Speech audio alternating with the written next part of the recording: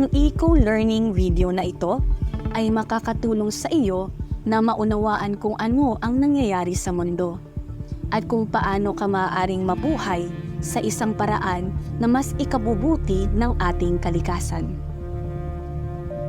Ang kapaligiran ay ang lugar kung saan tayo tumatahan.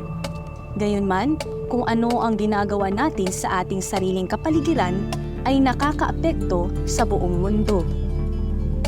Karamihan sa mga tao ay narinig na ang salitang global warming. Ito ay ang isang proseso na kung saan ang pagsunog ng fossil fuels katulad ng coal, petroleum, natural gas, tar sands, and heavy oils ay malaki ang nagiging epekto sa pagbabago ng ating klima. Ito ay isa lamang sa mga paraan kung paano ang ating mga aksyon ay nakakaapekto sa kalagayan ng ating mundo. Ang sabi ni Gandhi, "Earth provides enough to satisfy every man's need, but not his greed." Kung hindi tayo mabubuhay sa paraang ikabubuti rin ng kalikasan, ito ay magdudulot sa atin ng matinding kahirapan.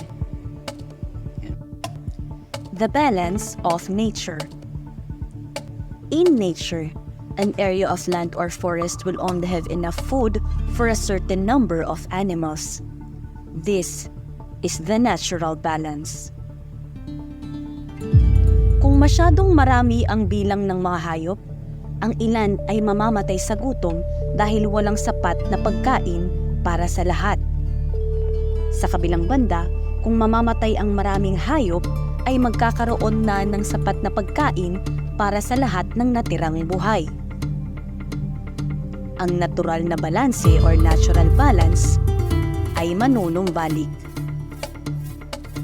Katulad din sa tao, kung ang mga tao ay gumagamit ng masyadong maraming resources ngayon, ay darating ang panahon na ito ay hindi na magiging sapat para sa lahat.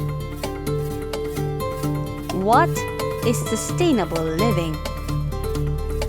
Ito ay nangangahulugan na dapat tayong mabuhay sa isang paraan na magbibigay daan sa ating mga anak at sa kanilang magiging anak pa na patuloy na mabuhay ng maayos.